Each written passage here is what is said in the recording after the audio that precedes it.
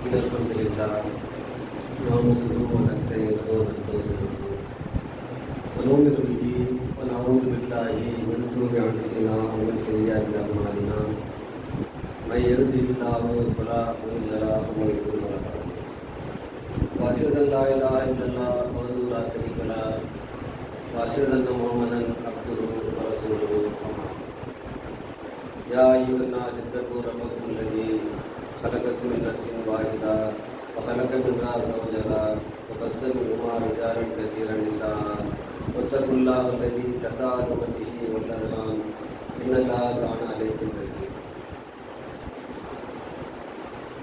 கண்ணியத்திற்குரிய எல்லாம் வல்ல அல்லாஹ் ஜல்லஷானஹு தஆலாவின் நல்லடியார்களே,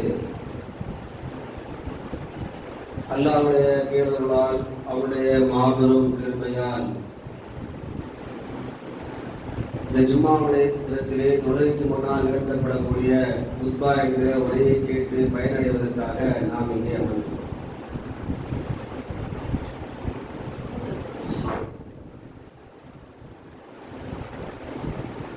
அல்லாஹ் ரப்பல் ஆலமீன்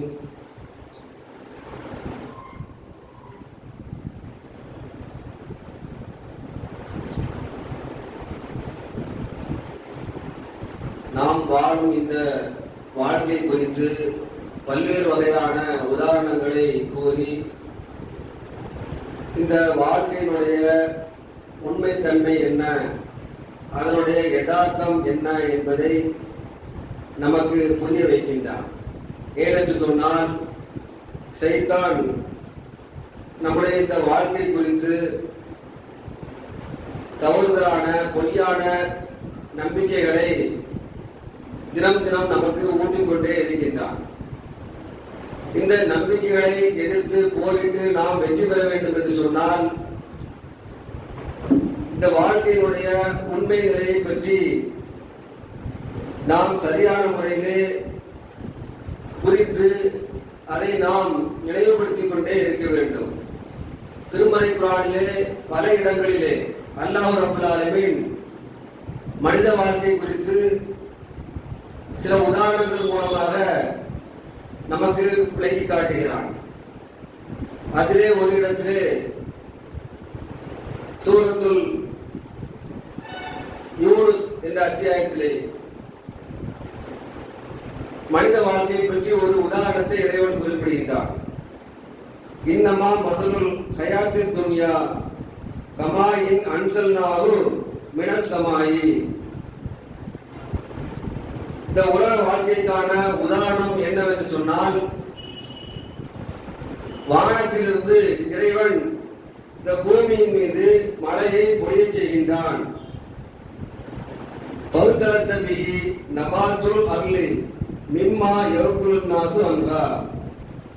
அந்த தண்ணீரானது, அந்த மழையானது பூமியிலே இருக்கக்கூடிய தாவரங்கள் மீது, மனிதர்கள் விலங்குகள் உண்ணக்கூடிய அந்த தாவரங்கள் மீது வந்து விழுகிறது. அந்த தண்ணீர் விழுந்து அந்த தாவரங்கள் செழிப்பாக வளர்கிறது. ஹத்தாயிதா அகதத்தில் அருளு சூர்ஃபகா வஸையனத். அந்த பூமியானது பசுமையானதாக, கவர்ச்சியானதாக மாறிப்பெறுது, செழிப்பானதாக மாறிப்பெறுது. வானத்திலிருந்து இறைவன் மழையை பொழிய செய்து அந்த மழை வந்து பூமியில ஒரு பகுதியில் தாவரங்கள், அந்த தானியங்கள் முளையக்கூடிய அந்த பகுதியில் விழுந்து அந்த தாவரங்கள்லாம் செழிப்பா வளருது. வளர்ந்து கவர்ச்சியா காட்சியளிக்க பூத்து குலுக்கிறது. கனிவர்க்கங்களை கொடுக்கக்கூடிய அளவுல பார்க்கறதுக்கு அவ்வளவு சூப்பரா தெரியுது அந்த தோட்டம். இப்படி இருக்கக்கூடிய அந்த தோட்டத்திற்கு உரிமையாளர், அந்த பூமிக்கு உரிமையாளர் என்ன நினைக்கிறார் என்று சொன்னால், ஒரு அன்னகும் காதிரூன அலைகா. அந்த உரிமையாளர், இந்த தோட்டம் எனக்கு தான் சொந்தமானது, இவ்வளவு செழிப்பான தோட்டத்தை உரிமைப்படுத்தவர் நான் தான், இதன் மூலமா கிடைக்கக்கூடிய பலன்கள் எல்லாம் அனுபவிச்சு நான் நல்ல வசதியா வாழப் போகிறேன் என்று சொல்லி அவன் மகிழ்ச்சியோடு இருப்பான். அதாக அம்ருனா செய்யன் அவுநகாரா. அப்படி அவன் நினைத்துக் கொண்டிருக்கும் பொழுது, இரவிலோ பகலிலோ இறைவன் அவனுடைய கட்டளையை அந்த பூமியின் மீது இறக்குகிறான்.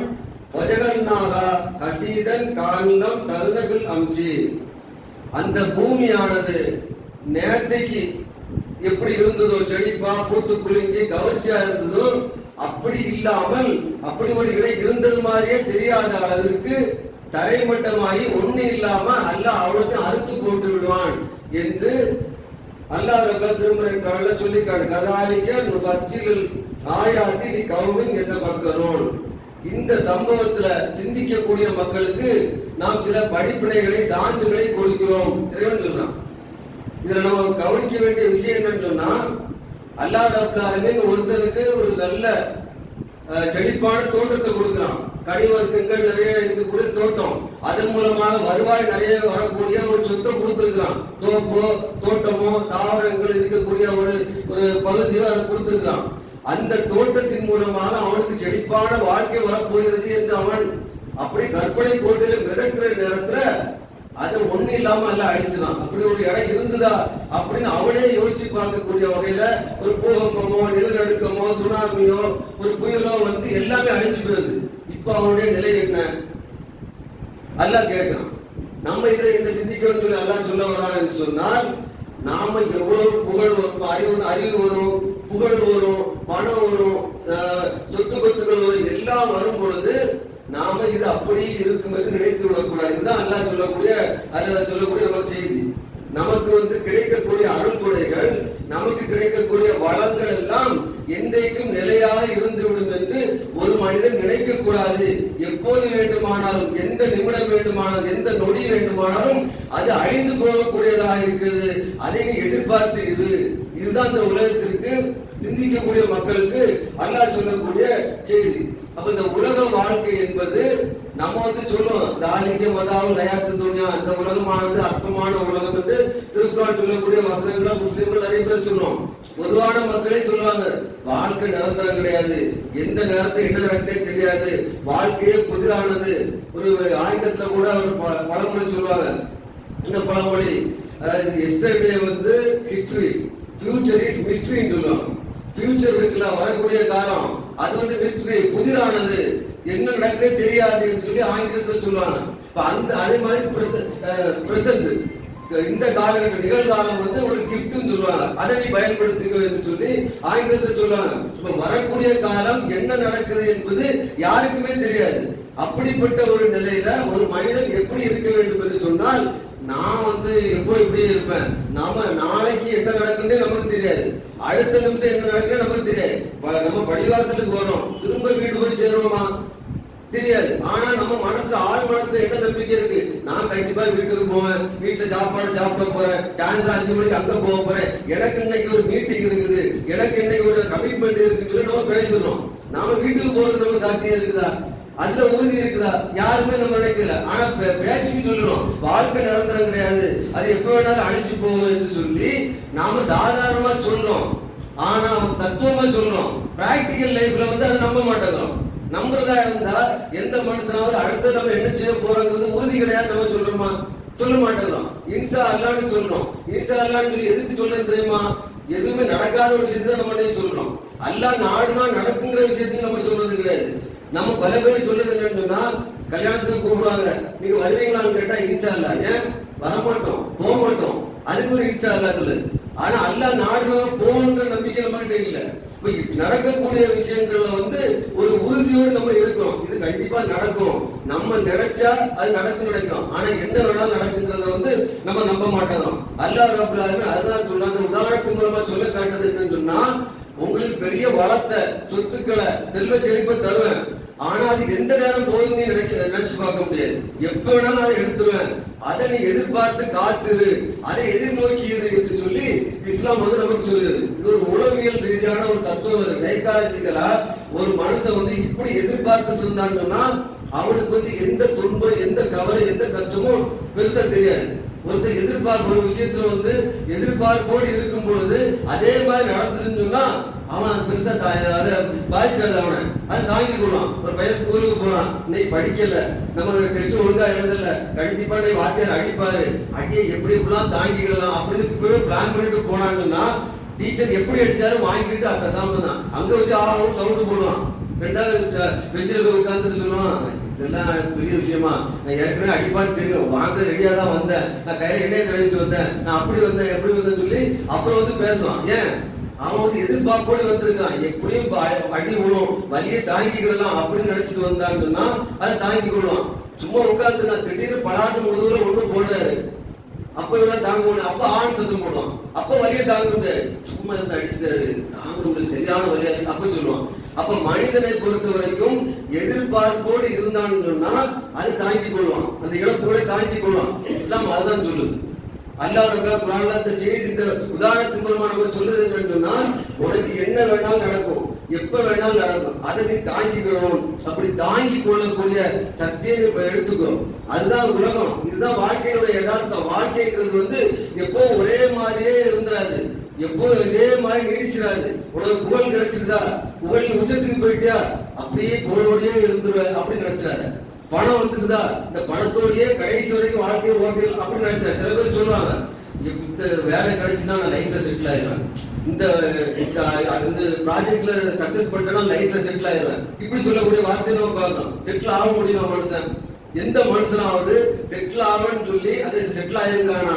அந்த நிலைமைக்கு வந்த எந்த நிலையை அவன் எதிர்பார்த்து அதை ஏமா வச்சு முன்னேறி அதை அடைகிறானோ அந்த இலக்கை அடைந்த பிறகு கூட அவன் செட்டில் ஆக மாட்டான்.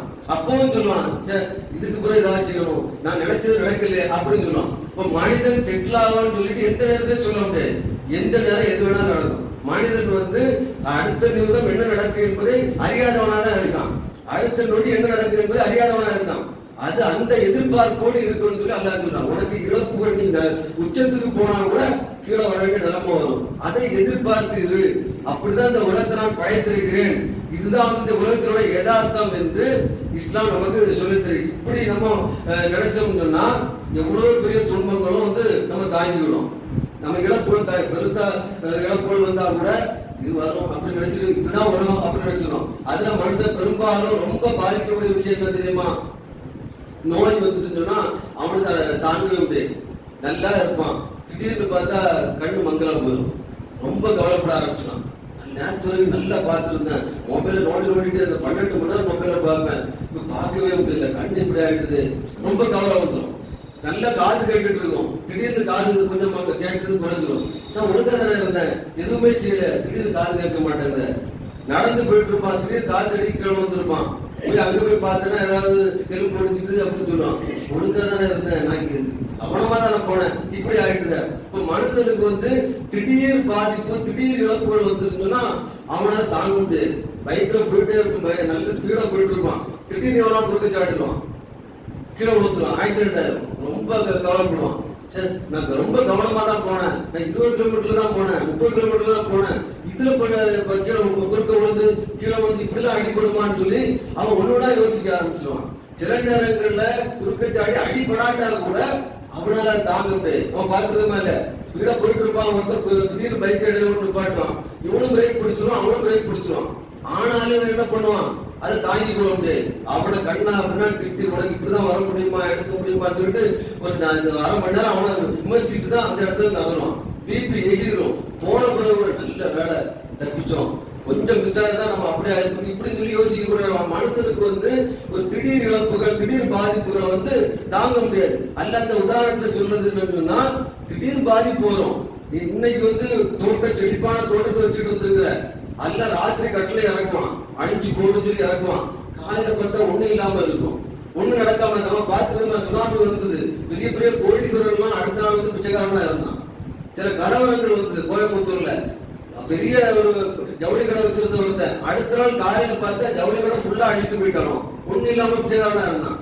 அப்ப கோடீஸ்வரன் வந்து ஒரே நாள்ல பிச்சைக்காரனா போயிடலாம், பெரிய பதவி பெரிய பொறுப்புல அவ்வளவு போரோடு இருப்பான். ஒரு சின்ன காரியத்தை ஒரு சின்ன பிரச்சனையா இருக்கும், அவனுடைய புகழ் அவனுடைய மதிப்பு மரியாதை எல்லாம் ஒண்ணுதான் போயிடும்.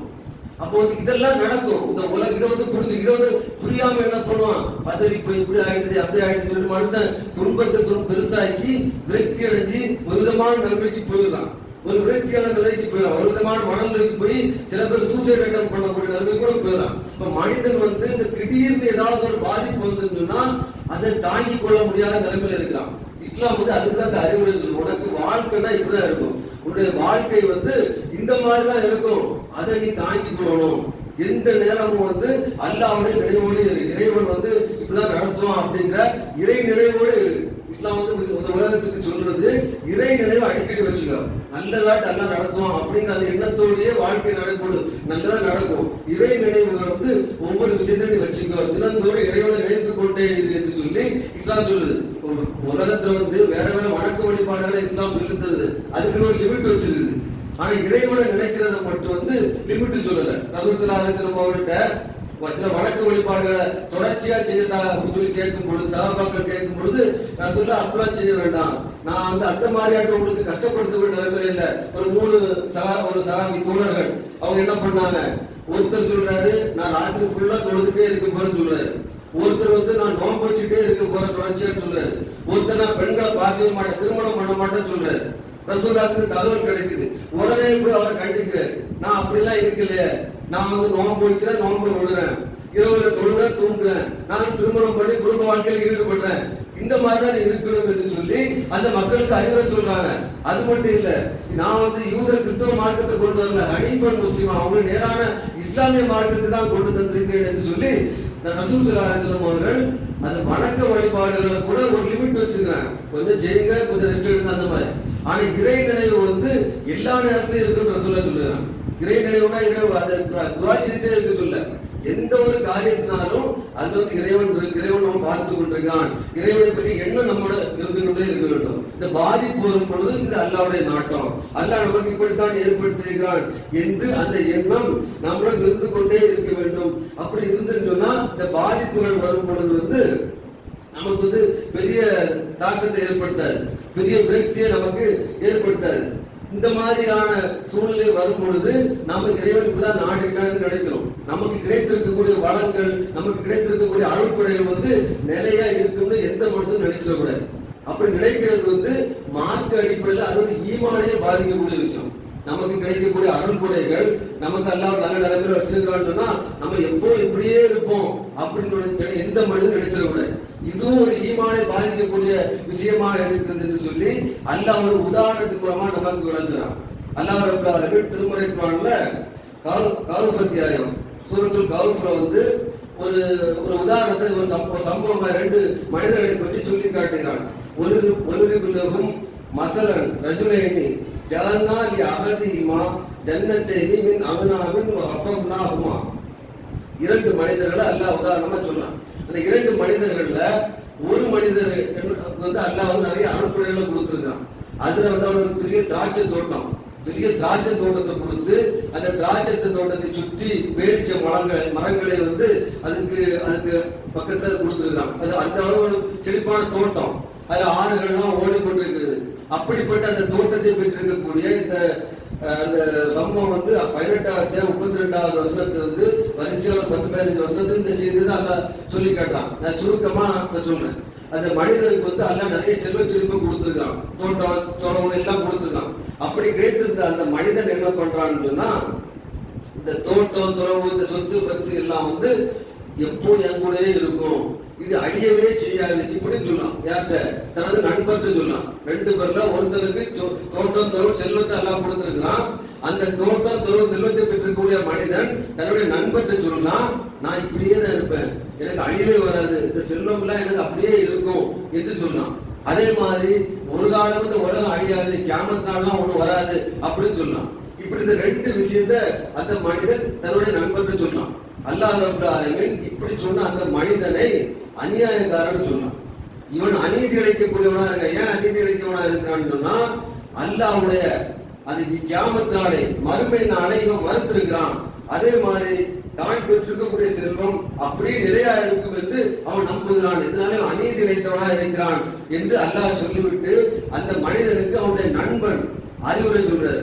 என்ன அறிவுரை சொல்றாருன்னா, நீ இப்படிலாம் சொல்லலாமா, இது அல்லாஹ் தந்தது என்று சொல்லியிருக்க வேண்டாமா, எனக்கு இந்த மாதிரி அல்லாஹ் இந்த செல்வத்தை செழிப்பை தந்திருந்தான்னு சொன்னா நான் வந்து அல்லாஹ் நம்பி செலுத்தக்கூடியவனா தான் இருப்பேன், இந்த மாதிரி இறைவனை மறுக்கக்கூடியவனா இருக்க மாட்டேன் என்று சொல்லி அந்த மனிதனுக்கு அந்த நண்பர் வந்து அறிவுரை சொல்றாரு. அந்த மனிதர் வந்து சொன்னது ரெண்டு விஷயம். எனக்கு கிடைச்சிருக்கு, நான் எவ்வளவு வசதியா இருக்கேன், நான் பணக்காரனா இருக்கேன்னா என்ன ஏழையாட்டி ஆகவே முடியாது, நான் பணக்காரனாவே இருப்பேன் அப்படின்னு சொல்லி அவர் சொல்றாரு. இப்படி சொன்னதற்காக மறுமைங்கிறதெல்லாம் நடக்க போறதில்லை அப்படின்னு சொல்ல, இப்படி சொன்னது அந்த நண்பர் என்ன சொல்றாரு, இது இறை மறுப்பு, இறைவனை மறுக்கக்கூடிய விஷயம் என்று அந்த மனிதருக்கு அறிவுரை சொல்றார். அப்ப இதுல நமக்கு அல்லாஹ் ரப்பல் ஆலமீன் இப்படி நீ இறைவனை மறுத்தால் உன்னை அழித்து விடுவான் என்று அவர்கிட்ட சொல்றாரு. அதே மாதிரி அல்லாஹ் ரப்பல் ஆலமீன் அந்த மனிதரை அழித்து விட்டான் என்று இந்த செய்தியை நம்ம திருமறை குர்ஆன்ல பார்க்கிறோம். அப்ப நாம நமக்கு கிடைத்திருக்கக்கூடிய செல்வம் வசதிகள் இன்றைக்கும் நம்முடனேயே இருக்கும் என்று நம்ம நினைப்பது கூட இறை மறுப்புல கொண்டு போய் சேர்த்தோம்.